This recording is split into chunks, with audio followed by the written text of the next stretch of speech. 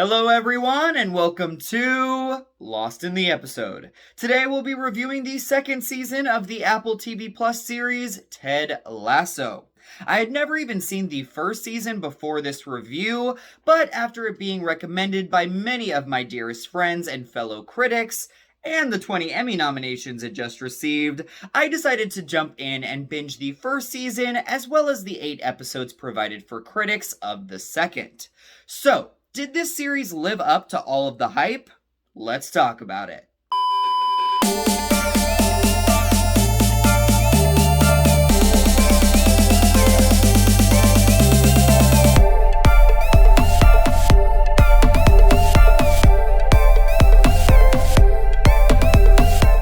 This series is created by Brendan Hunt, Joe Kelly, Bill Lawrence, and Jason Sudeikis. It stars Jason Sudeikis, Hannah Waddingham, Brendan Hunt, Jeremy Swift, Sarah Niles, Phil Dunster, Brett Goldstein, Nick Mohammed, and Juno Temple.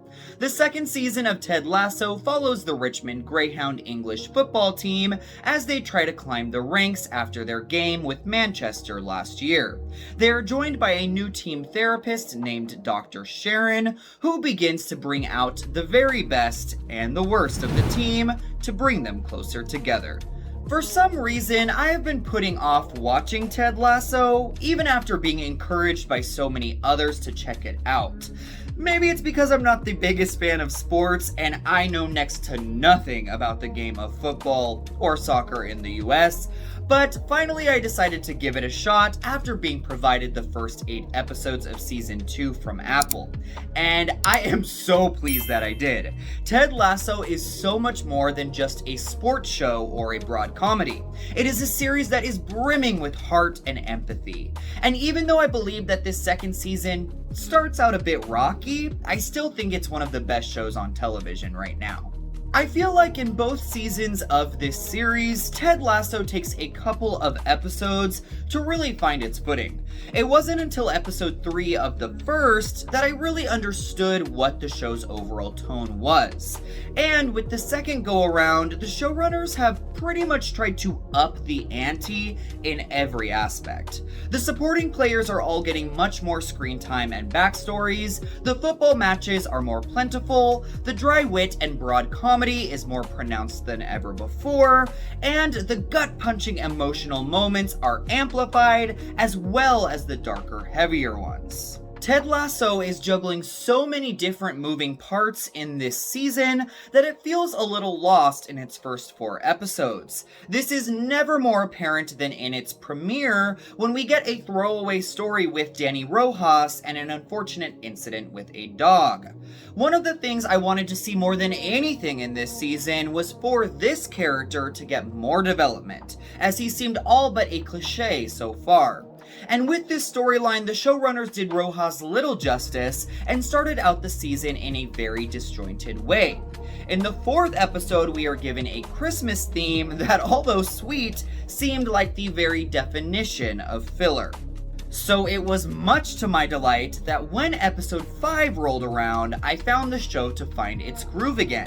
And luckily, it continued that and grew upon it in the installments after.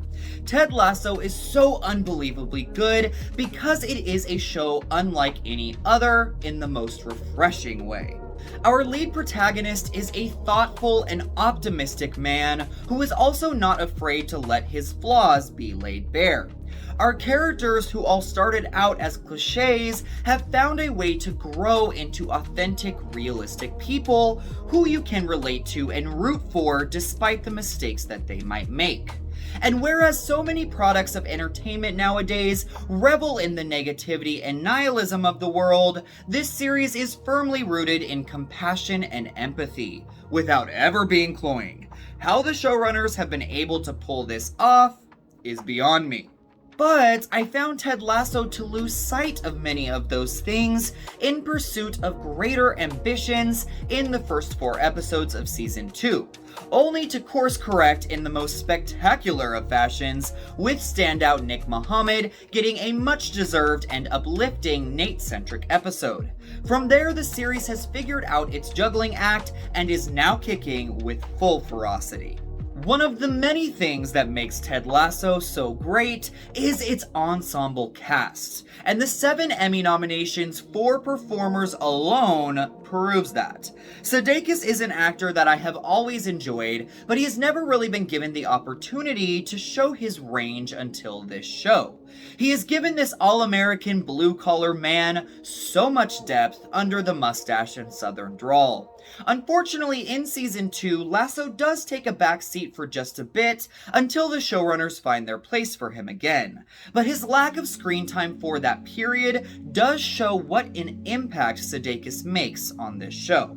The rest of the cast is, of course, outstanding, and I am so pleased that many of these supporting players are getting their time in the spotlight in this season.